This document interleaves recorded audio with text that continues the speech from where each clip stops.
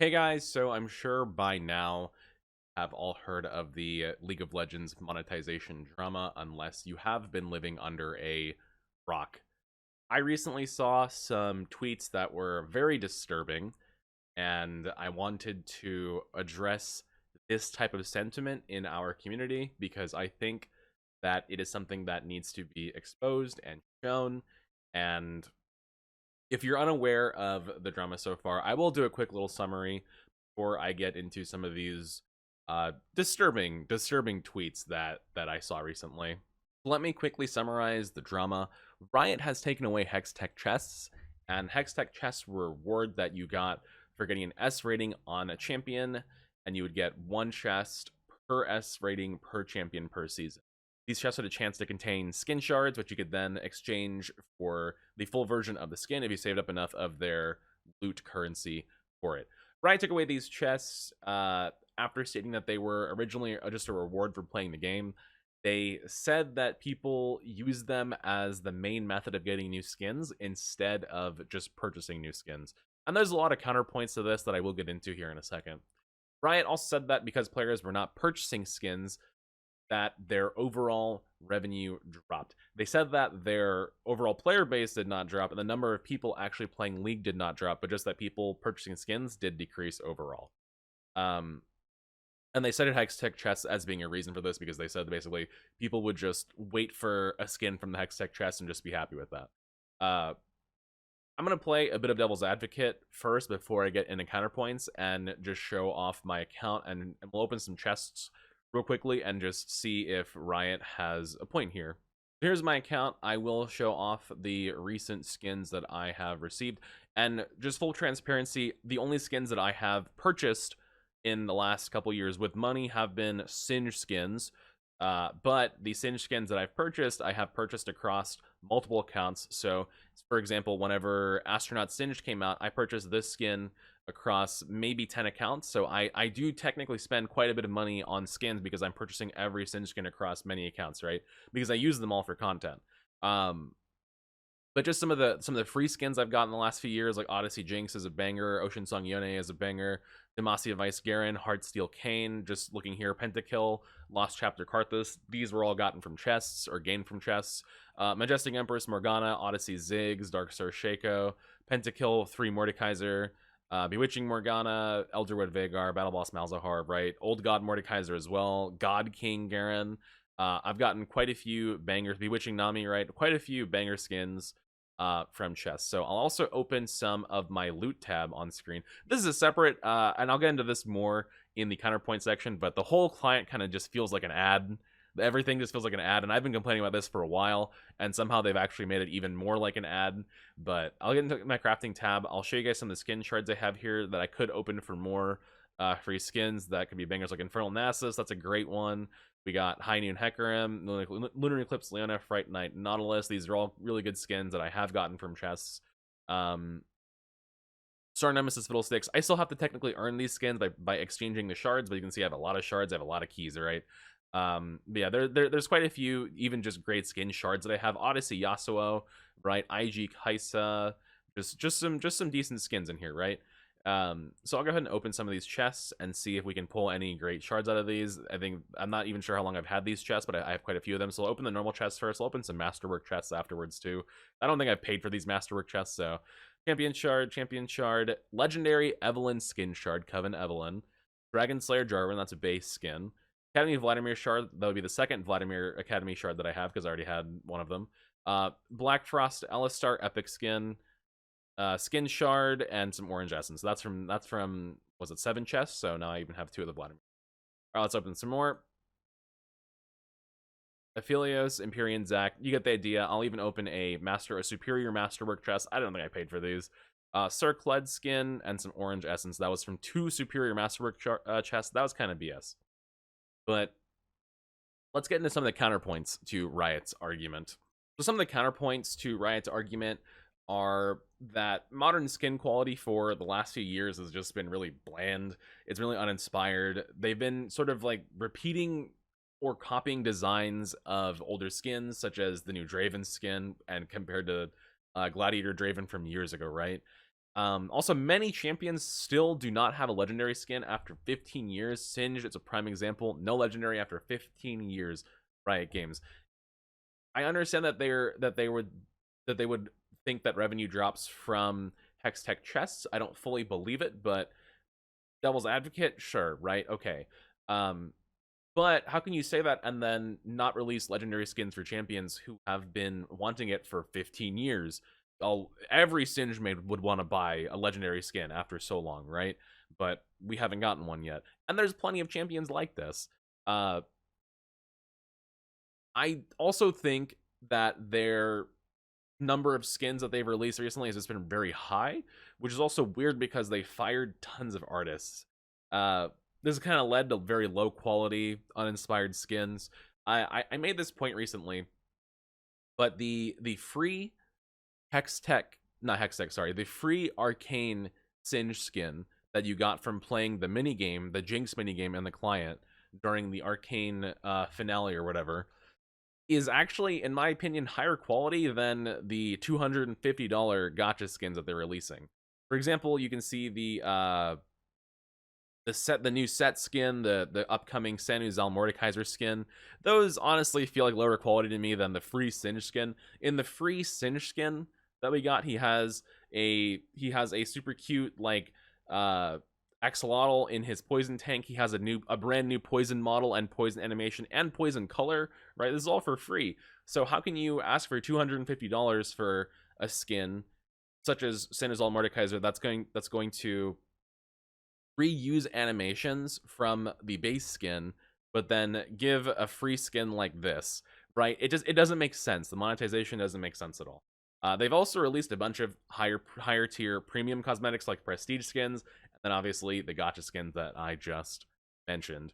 So why is it then that Riot is saying that people are not purchasing skins because of hex tech chests while still releasing lower quality skins in general, right? You should make a product that people want to buy. You should entice us, right? That's kind of your job as a company, is to make something that we want to spend money on. You can't just take the cop-out approach and be like, oh, people aren't buying skins because we're giving away too much free shit, and then not give us actual high quality stuff to purchase in return. I can understand when playing devil's advocate, obviously. Maybe Riot has a point, but the fact that the actual skins that they released are so high quality doesn't sit right with me when they want to make that point.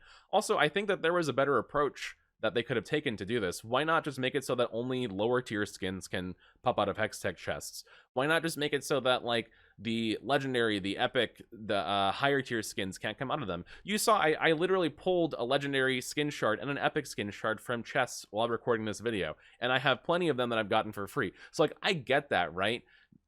Maybe just make it so that the current chests that are still in rotation, right, can drop those shards still, because that was the unspoken agreement between you and the player. But then every chest afterwards, after the current chests have run out, if they bring them back, every new chest can only drop lower tier skins, right? There is a compromise to be made here. I don't think that taking away the chests entirely was the right call by Riot.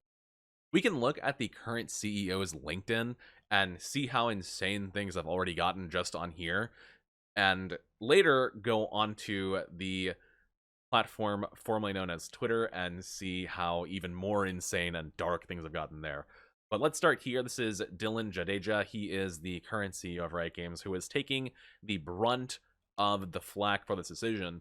And we'll look at some of his posts and look at some of the comments underneath.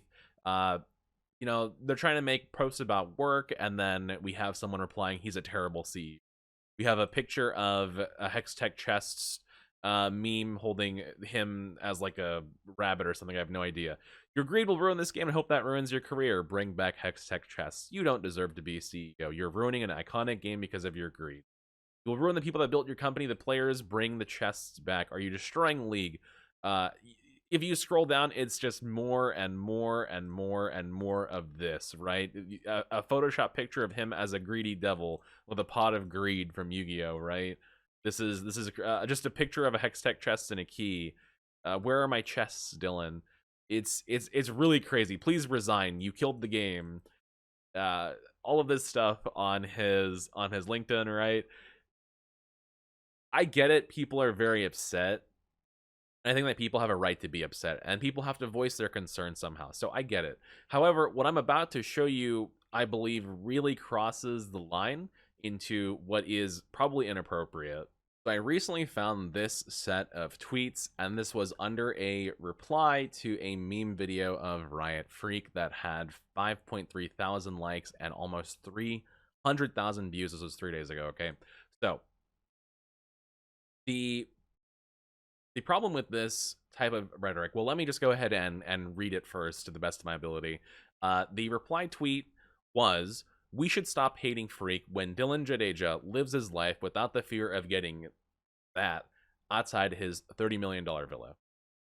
And then this reply, I have censored it, posts his literal address, or what we can assume is his literal address, or maybe just some random innocent person's address, but we assume that it's the CEO's address. And then they go on to say, "There's no fence, no security. I'm giving you the green light here." Then we have replies of people who are laughing, literally laughing, and making gacha hitman jokes about this. We can, obviously, as sane, mentally rational people, understand how crazy this type of rhetoric is and why it's so messed up that people who play, I assume people who play League of Legends are making this type of commentary are, but it's crossing into a line that I just don't think is needed for this type of conversation in a video game, right? I understand that people are very mad, that people are very upset. They're taking away Hex Tech chests. The skin quality recently has sucked. You know, maybe they're upset about balance, right? Or something like that. But we really don't need to be... I'm not going to say we, right? We're not guilty of this, but these people do not need to be doing this and posting these things in public. And this has been on Twitter for almost 3 full days now without getting deleted. I personally reported this tweet, and nothing has happened so far after almost 3 days. And so I know that it's like a very toxic platform these days, but even this is going beyond the pale, in my opinion. And so we've seen repeatedly in online history how discourse like this can lead to tragedy, right? We've seen things like this escalate to points where they really never ever should go. And I really think that people should stop saying this type of stuff before something could potentially happen that we don't need that type of evil, right? Essentially, in this world, this is going way too far. This is completely beyond the pale. And as a community member, right, I do condemn this. This is terrible. I sympathize with the rage that players feel, right? I think people are right to be upset, but this is absolutely crazy, in my opinion. I think here is an example of a more healthy type of community mobilization that doesn't include the garbage that we just looked at. So on Reddit, across many different champion mains subreddits, there has been a movement to boycott League for 24 hours coming up this week on February 28th. So you can join it if you choose to. Basically, the movement that has been propagated is saying, "No one is taking effective action for the Hex Tech chests. I'm making this call to every single League subreddit and Twitter post and inviting everyone one by one individually to not play the game for 24 hours on February 28th to show a strong reaction to Riot Games. If you want to fix the chests and Riot's greed, make this call to your community and spread as more as you can. Otherwise, it will continue." Fine, fair enough. All right. The community is trying to mobilize a initiative to show Riot, to protest that they are very displeased with the state of monetization. Now, this is a Singe main subreddit. It also is in the Philios main subreddit, AD Carry mains, Yasuo main subreddit, Raven main subreddit. You get the idea. This is going around everywhere. And I think this is a more healthy type of community movement, community backlash, I guess you could say, to the situation, as opposed to what we looked at earlier. Now, I come from many different games. I have historically played other MOBAs such as Heroes of Newerth, Dota, All Stars, etc. I have also played a game that is no stranger to controversy, RuneScape. I played RuneScape from 2005 until 2012, quit for Evolution of Combat, came back for old school RuneScape, and I've been playing that on and off ever since. Currently in a bit of an addiction loop with it. It's a very great game, but that's besides the point. RuneScape is no stranger to controversy. When things happen in RuneScape that when they make unpopular decisions, the player base is known to riot. They're known to protest, right? They're very vocal in making their voices heard. However, RuneScape is an MMO, and in that game, all the players can congregate in one area and have an in-game protest, an in-game riot. They can cancel their paid membership to actually monetarily punish the company collectively for making a decision that they're not popular with, right? Or that's not popular among the players. Most recent example of this is RuneScape attempted to create a very greedy monetization structure. Let me go ahead and pull that up right now. So the company that makes RuneScape sent out a survey last month where they talked about wanting to add some very predatory forms of monetization to the game. They talked about how they wanted to add tiered membership, where the lower tiers of membership would actually get in-game ads. They talked about how they wanted to make player support be something you have to pay for. They talked about the reasons for this being that they wanted to find new ways to monetize the game. They talked about a tier membership that would be mobile only, meaning that they can only play from their phone or their tablet or whatever, right? Then the community had a very big outcry. People were demanding the CEO's resignation. This has 7.6 thousand upvotes. They released an update basically saying that, you know what, maybe we were a little bit off the mark, but we are not going to completely take predatory monetization off the table. So in response to this, the player base started mass posting their cancellations of their subscription to play RuneScape. This is 9.7 thousand upvotes. There's 1,700 comments. For reference, the price to pay RuneScape per month that you pay for is like $14 or $15. You can get bigger membership packages that you can pay for a whole year at a month at a discount, but the month per month payment is about $15 or $14 US. The community started posting about how they wanted to mass cancel their subscriptions, and that has worked out pretty well because we can tell that Jagex have not brought back the idea of this predatory monetization, right? Mass membership cancellation, cancel your membership, everyone post your cancellations, a literal guide to canceling your membership, right? A step-by-step process, and replies like, thanks, it's canceled mine, you know what I mean? I'll add to your post how to navigate, request a refund, a direct link to getting a refund, right? Things like that. I think part of the problem though within the League of Legends community is that you don't pay a subscription in League, so we don't really have that form of pushback against Riot, and there's no way to congregate in game as a mass in League to protest in game either, right?